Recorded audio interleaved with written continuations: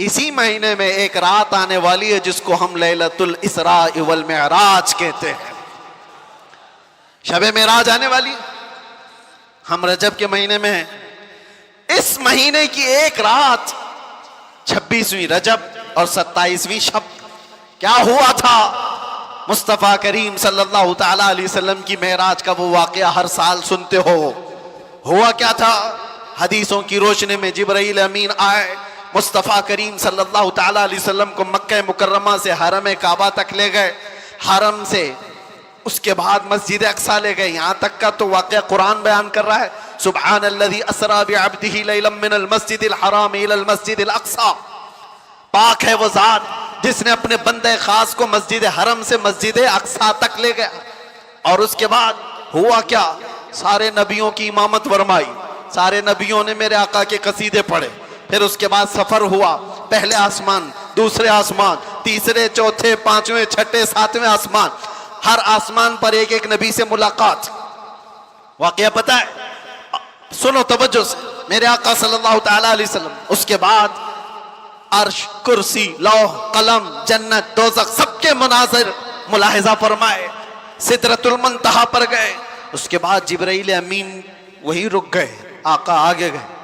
حضور پاک صلی اللہ تعالی علیہ وسلم اب اس جگہ کا سفر کیے جس جگہ کا نام ہی نہیں، لامکان. اس کو جگہ بھی نہیں کہہ سکتے. جگہ وہ ہے جو کائنات کے اندر میں، وہ لامکان، مکہ ہی نہیں، اور اس میں سمت بھی نہیں، نہ پورب، نہ پچھم، نہ دکھن، نہ اتر، کچھ نہیں. یہ تو وہاں ہے جہاں سورج نکلتا ہے. اور اس جگہ میرے آقا گئے جہاں سورج نہیں، چاند نہیں، اس کے آگے پہنچ. اور پھر وہ ایک ہی مقام قرب تھا میرے رب ذوالجلال کے حضور. رب تبارک و تعالیٰ کے حضور گئے. اور کیسے؟ کعبہ قوسین او ادنا، 2 کمانوں سے بھی کم کا فاصلہ رہ گیا تھا. میرے آقا اتنے قریب گئے. اللہ کریم نے اپنے قرب میں، اپنے چلوں میں جتنا وقت چاہا حضور پاک صلی اللہ علیہ وسلم کو شرف ملاقات عطا کیا. بعد میں پھر حضور آئے. بیان کرنے میں اتنا وقت لگ رہا ہے، معراج کا پورا واقعہ بھی نہیں، سمری بیان کر رہا ہوں، خلاصہ. اور حضور رب تعالیٰ کے حضور سے تحفہ بھی لے کر کے آئے. پتہ ہے 50 نمازوں کا. موسیٰ علیہ السلام ملے، کہا 50 آپ کی امت نہیں پڑھ پائے گی، کم کرا لائیں. گئے اللہ کی بارگاہ میں، 5 کم کرائے، پھر آئے، پھر 5 کم کرائے، پھر آئے، پھر 5 کم کرائے. 9 بار بارگاہ رب العزت میں جاتے رہے، آتے رہے.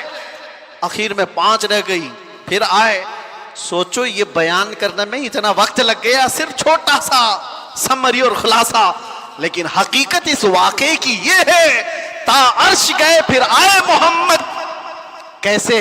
حضور عرش بھی گئے، واپس بھی آ گئے. لیکن شاعر کہتا ہے زنجیر بھی ہلتی رہی، بستر بھی رہا گرم، تا عرش گئے پھر آئے محمد صلی اللہ علیہ وسلم.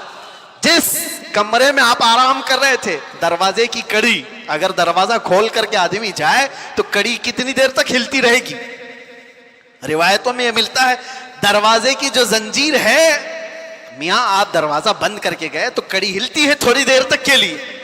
حضور جب معراج کا پورا سفر طے کر کے آئے تھے تو دروازے کی کڑی ابھی ہل رہی تھی. اور بستر پر آدمی سو کر کے اٹھے تو وہ بستر کتنی دیر تک گرم رہے گا؟ Minute, 1.5 minute. لیکن حضور جب معراج سے واپس آئے تو بستر ابھی بھی گرم تھا. یہ نہیں کہا گیا کہ سورج ابھی نہیں طلوع ہوا تھا، یہ نہیں کہا گیا کہ رات پوری نہیں گزری تھی، بلکہ یہ کہا جا رہا ہے ارے زنجیر بھی ہل رہی تھی اور بستر بھی رہا گرم، تا عرش گئے پھر آئے محمد صلی اللہ علیہ وسلم. اب یہاں پر عقل کے گھوڑے دوڑانے والے ایتھیسٹ آتے ہیں اور کہتے ہیں ایسا کیسے ہو سکتا ہے، ایسا کیسے ہو سکتا ہے. ان کا جواب ہم پھر کبھی دیں گے. یہ ہماری پاک محفل ہے، بارگاہ مصطفیٰ کا ذکر ہے تو ظاہر سی بات ہے یہ عاشقوں کی محفل ہے. جب پاکھنڈیوں کی ہوگی تب ان کو جواب دیں گے. تم سائنس کے وجود پر یقین اور ایمان رکھنے والے لوگ، پہلے تو تم یہ بھی نہیں مانتے تھے کہ بندہ ایک جگہ سے 2000 کلومیٹر کا سفر 1 گھنٹے میں کر سکتا ہے. آپ کہتے ہیں ایسا کیسے ہو سکتا ہے؟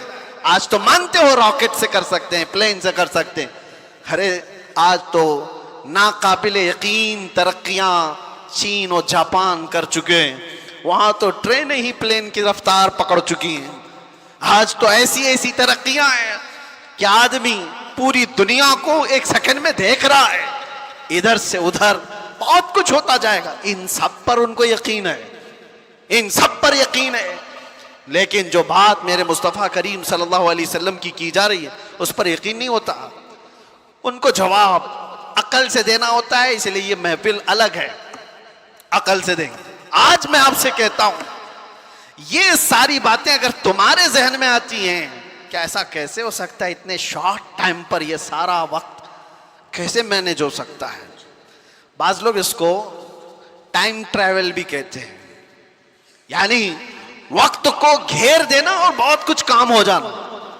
اللہ تبارک و تعالی وقت کا مالک ہے، وہ جس کے لیے چاہے وقت کو پھیلا دے اور جس کے لیے چاہے سمیٹ دے۔ اور اب میں جو بات بتانے جا رہا ہوں، میں نے کیا کہا تھا؟ وقت رسول اللہ کی ذات۔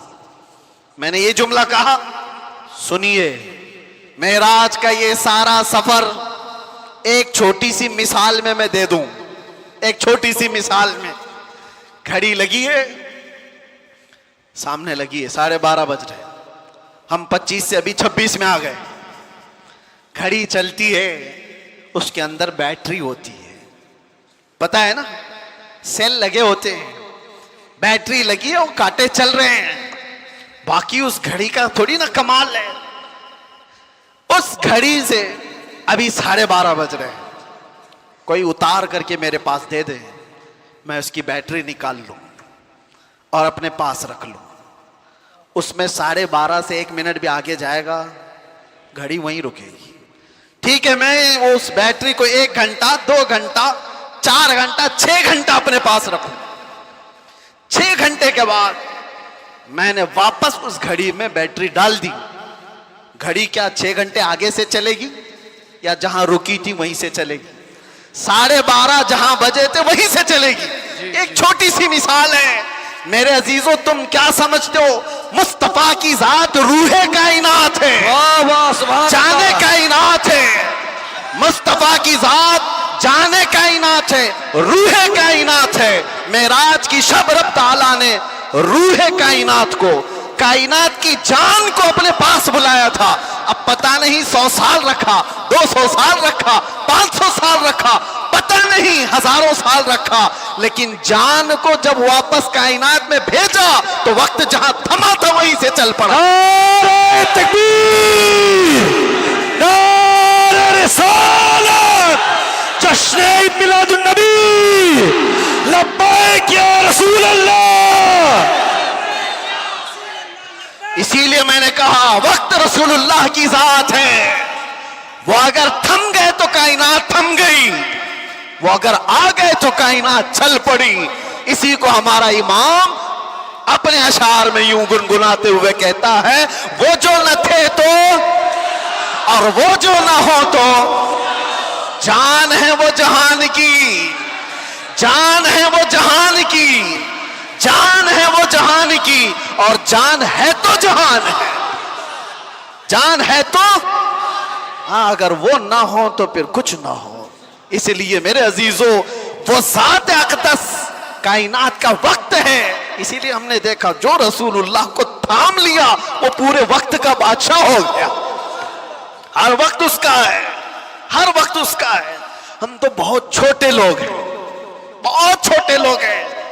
میں اپنے زمانے کے جتنے مشائخ اور علماء ہیں ان کے طلبوں کی گرد کے برابر نہیں ہوں، لیکن میں نے اپنی زندگی میں تجربہ کر کے دیکھا، دنیا مجھے پہچانتی ہے تو میرے مصطفیٰ کے قدموں کی نوکری کی صدقے، ناموں سے رسالت کی بات پر، حضور کی عزت پر اگر مجھ جیسا ناہنجار آدمی اس ذات کی عزت پر بات کرے تو گویا کہ اس نے وقت کو پکڑ لیا ہے۔ سبحان اللہ، وقت کو پکڑ لیا ہے، اور وقت کو ایسا پکڑا کہ صبح بھی بھیڑ ہے، دوپہر میں بھی بھیڑ، رات کو بھی بھیڑ۔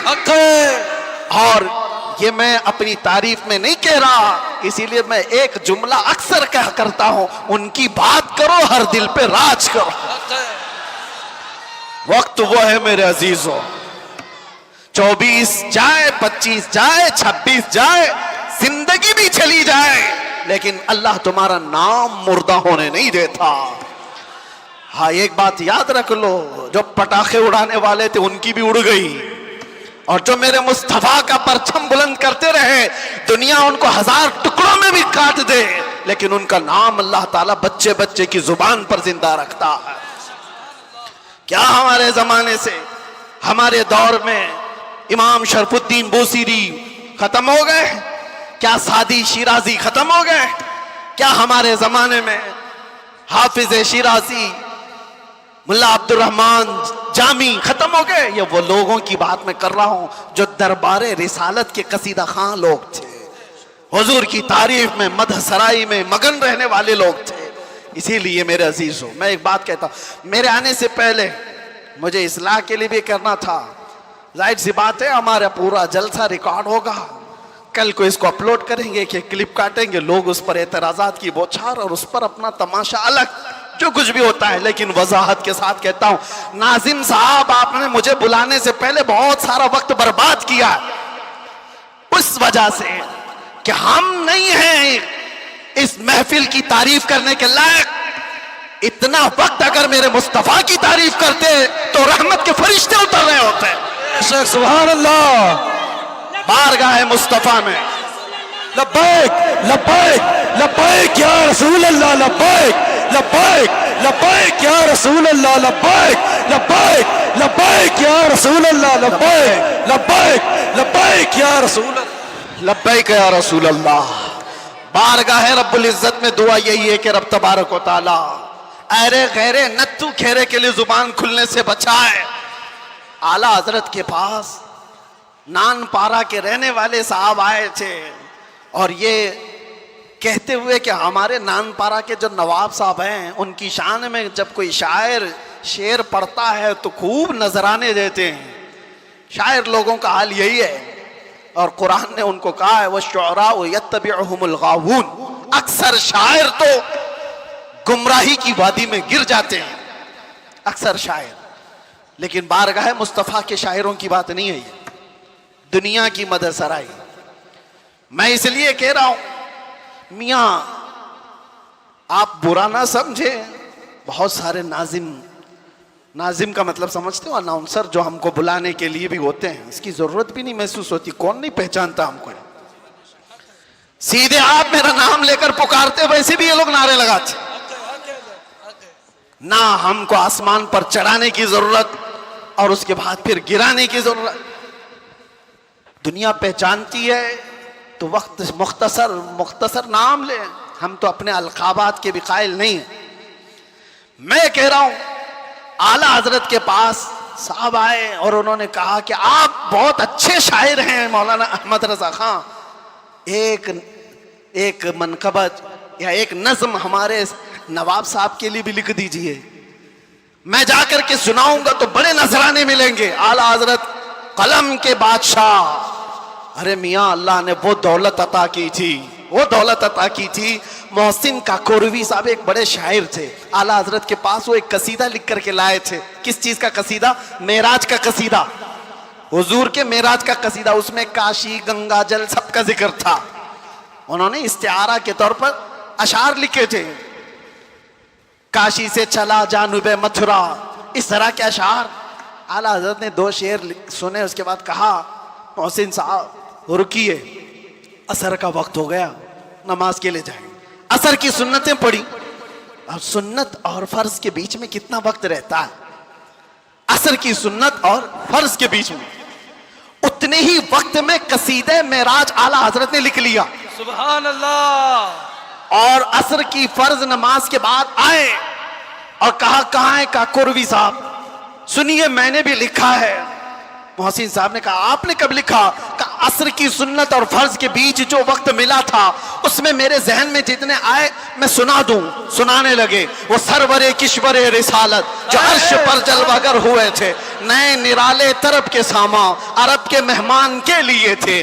ضیائیں کچھ عرش پر آئیں کہ قندیلیں سب جھلملائیں. حضور خورشید کیا چمکتے, چراغ منہ اپنا دیکھتے تھے. پورے معراج کا واقعہ کیسے لکھا؟ وہی ہے اول, وہی ہے آخر, وہی ہے ظاہر, وہی ہے باطن. حضور کے بارے میں کیا کہتے ہیں؟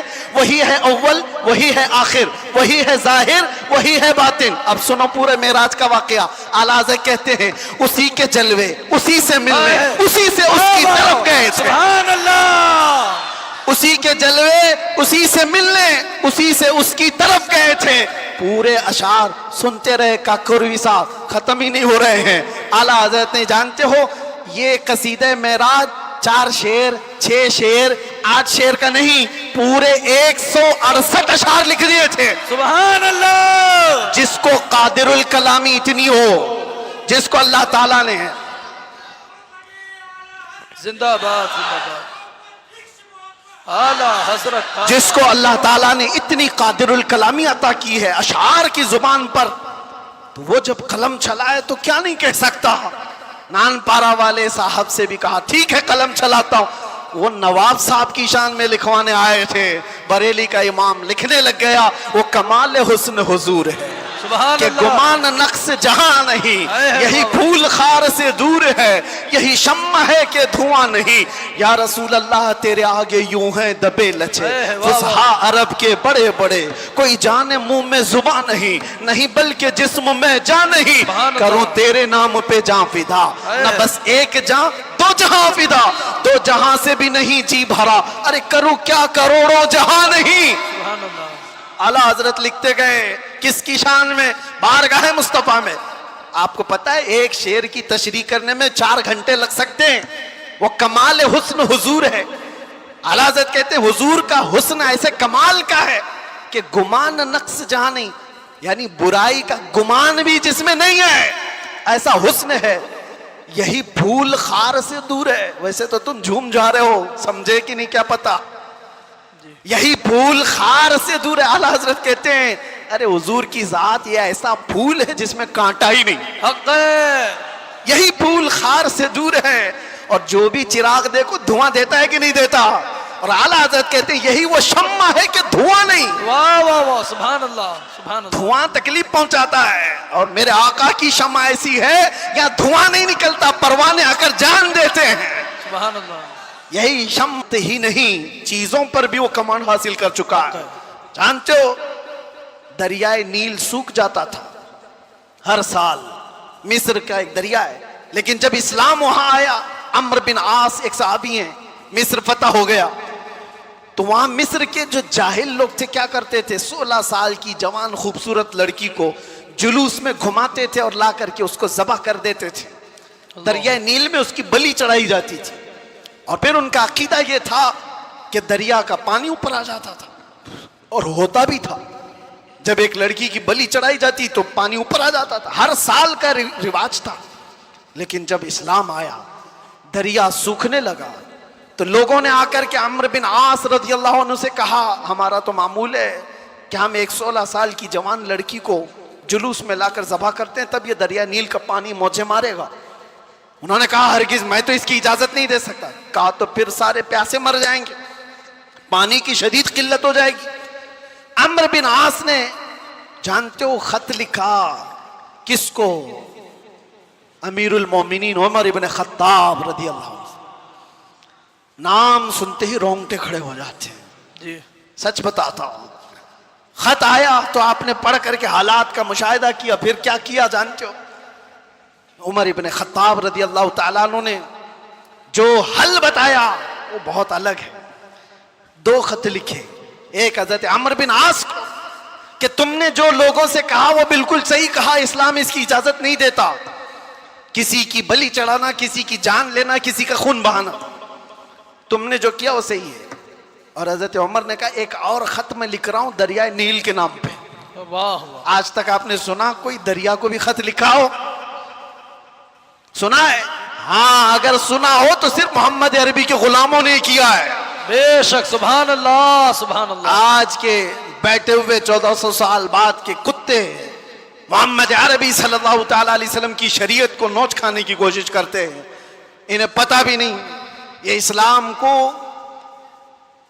ایسے انداز میں بیان کر کے لوگوں میں شک و شبہ پیدا کرنے کی کوشش کرتے ہیں. یہ اس طرح کے کتنے آئے کتنے چلے گئے, کتنے آئے لوگ آج بیٹھ کر کے اسلام کو ختم کریں گے, مسلمانوں کا قتل کریں گے, کیا کیا. آج بھی میں دیکھ رہا تھا پاکھنڈی تلواریں بانٹ رہا ہے, کوئی چاقو چوریاں بانٹ رہا ہے. تم ان کو تلواریں دکھا رہے ہو جو 1400 سال سے کربلا سنتے آ رہے ہیں. سبحان اللہ. یہ چیزیں پرانی ہو گئی, پرانی ہو گئی. یہ سب چیزوں سے ڈر اور خوف کا ماحول نہیں لا سکتے. اسلام تھا, اسلام ہے, اسلام رہے گا. میں کہتا ہوں انہوں نے پڑھا نہیں اسلام کو, پڑھا نہیں. میرے آقا کے غلاموں نے دنیا کی ریت رواج کو, طوفانوں کی, آندھیوں کے رخ کو کیسے موڑ دیا تھا. حضرت عمر ابن خطاب نے دوسرا خط لکھا دریائے نیل کے نام پہ, دریائے نیل کے نام پہ. ارے دریا ہے, کیا لکھ رہے ہیں بسم اللہ الرحمن الرحیم. اے دریائے نیل, عمر ابن خطاب رسول اللہ کا غلام تجھ سے کہتا ہے اگر تو اپنی مرضی سے بہتا ہے تو تیرے پانی کی ہمیں حاجت نہیں, اگر اللہ کی مرضی سے بہتا ہے تو عمر تجھے حکم دیتا ہے کہ ابھی بہ جا. واہ سبحان اللہ. خط میں لکھا اور اس کے بعد دونوں خط گئے. ایک عمرو بن عاص کا تھا, ایک دریائے نیل کا تھا. حضرت عمرو بن عاص نے اپنا خط پڑھا, پھر دریائے نیل کے نام جو خط تھا وہ لا کر کے دریائے نیل میں ڈال دیا. قسم خدا کی, تاریخ کی سچائیاں بتاتی ہیں اس وقت شباب پر دریائے نیل 16 گز اوپر آ چکا تھا. سبحان اللہ. اور وہ زمانہ ہے کہ آج کا زمانہ دریائے نیل کبھی سوکھا ہی نہیں, سبحان اللہ. کبھی سوکھا ہی نہیں. یہ ہے میرے آقا صلی اللہ تعالی علیہ وسلم کے غلاموں کی زندگی. میرے عزیز, نعرہ تکبیر, نعرہ رسالت, نعرہ رسالت, جشن عید میلاد النبی, علماء اہل سنت, علماء اہل سنت, علماء اہل سنت, نعرہ تکبیر, نعرہ رسالت. بیٹھ جائیں آپ لوگ.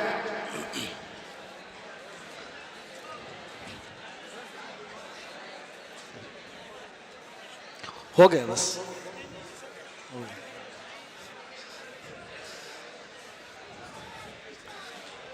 درود پاک پڑھ لیں. اللہم صلی علی سیدنا محمد وآلہ واصحابہ وبارک وسلم. صلاۃ و سلام علیک یا رسول اللہ صلی اللہ تعالی علیہ وسلم. ایک مثال دے دیتا ہوں, گفتگو ختم کرتا ہوں. ابھی میں نے بتایا نا, میری تقریر میں ہی بتایا, تیمم کا مسئلہ بتایا نا, پانی آ گیا تو تیمم ختم. ہم تیمم میں پانی آ چکا ہے. میرے عزیزوں, ایک چیز جو میں دیکھ رہا ہوں کافی دیر سے, مسجد کی جتنی وسعت ہے آپ بیٹھے ہوئے ہیں, جو کھڑے ہیں شاید ان کو اندازہ نہیں, 1.5 گھنٹے سے وہ کھڑے ہیں, 1.5 گھنٹے سے. ادھر والے بھی ادھر والے بھی تقریباً. میں بولتا جا رہا ہوں, میں بھی کھڑا ہوں, اور جو کھڑے ہیں ان میں سے ایک ایک سے بھی میں پوچھتا ہوں کہ تمہیں وقت کے گزرنے کا اندازہ ہوا؟ 1.5 گھنٹہ گزر گیا, اس لیے کہ یہاں بات رسول اللہ کی چل رہی ہے, بات عزت مصطفیٰ کی ہے. وقت کی جب بات کی جا رہی ہے تو وقت کا اندازہ نہیں ہوتا. میں کس کی بات کر رہا ہوں؟ وقت کی بات. وقت کون ہے؟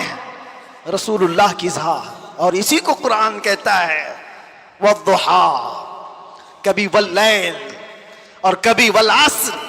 جہاں وقت کی قسم یاد کی گئی ہے, مفسرین فرماتے ہیں اس سے مراد ذات رسول ہے, رسول اللہ کی ذات ہے. اور میرے آقا صلی اللہ تعالی علیہ وسلم کی ذات کو جس نے تھام لیا اس نے وقت کو پکڑ لیا ہے, وقت کو پکڑ لیا ہے.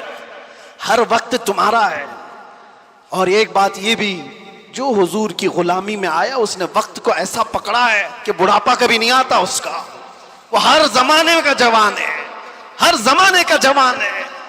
اسی لیے جن اولیاء کاملین کو ہم سنتے ہیں ہماری تصور میں ایسا آتا ہے, امام حسین کا جب ذکر کرتے ہو, امام حسین کا جب ذکر کرتے ہیں، سچ بتانا میرا اپنا بھی مشاہدہ، کربلا کی داستانیں سنتے ہیں تو ایسا لگتا ہے ایک وہ حسین جوان جو کربلا کے میدان میں ڈٹ کر مقابلہ کر رہا ہے، پورا تصور تو یہی رہتا ہے کربلا کا واقعہ سننے کے وقت، لیکن پڑھنے کے بعد پتہ چلتا ہے کہ ان کی عمر تو 56 سال کی تھی۔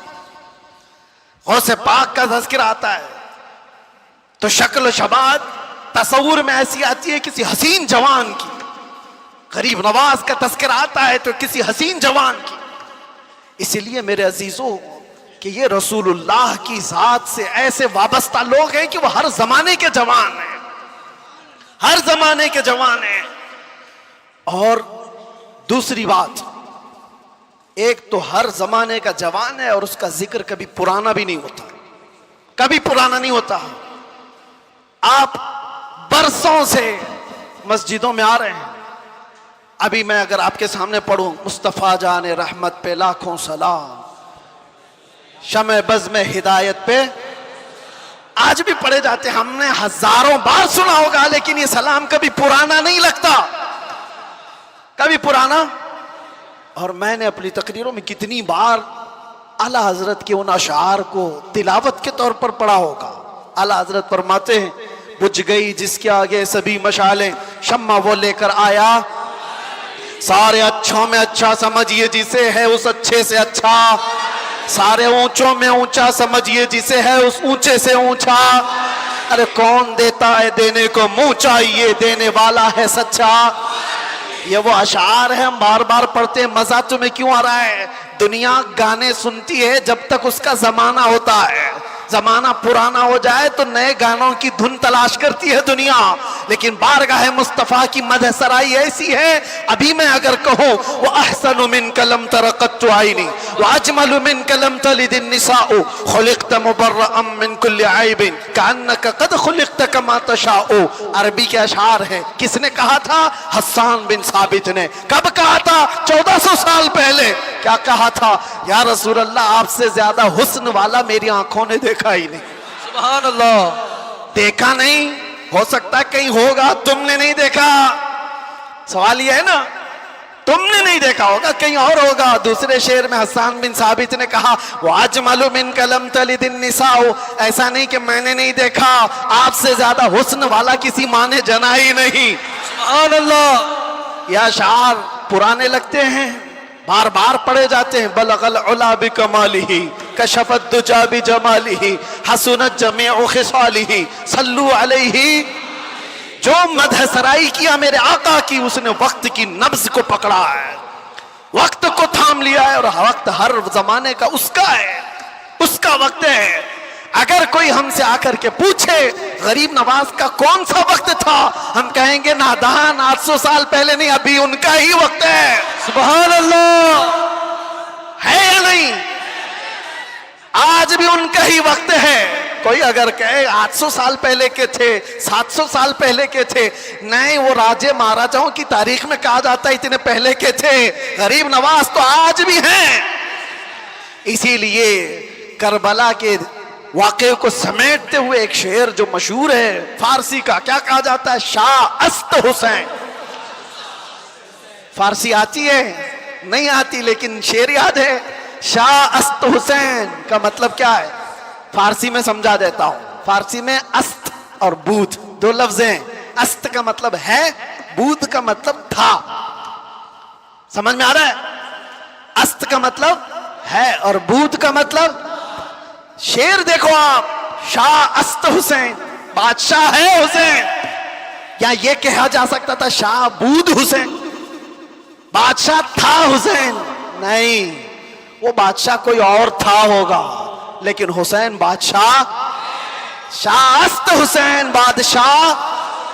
است کا لفظ آیا ہے، شعر کہنے والے نے یہی کہا کہ بادشاہ ہے۔ ایک تو شاہ ہے اور ایک بادشاہ ہے، دونوں میں فرق ہے۔ شاہ سلطان کو کہتے ہیں، بادشاہ سلطان بنانے والے کو کہتے ہیں، دونوں ہے حسین۔ است کا لفظ بتا رہا ہے کہ وہ ہمیشہ، ہر زمانہ اس کا ہے، ہر وقت اس کا ہے۔ جو بات میرے مصطفیٰ کی کیا، جو وقت کو تھام لیا، ہر زمانہ اس کا، ہر وقت اس کا۔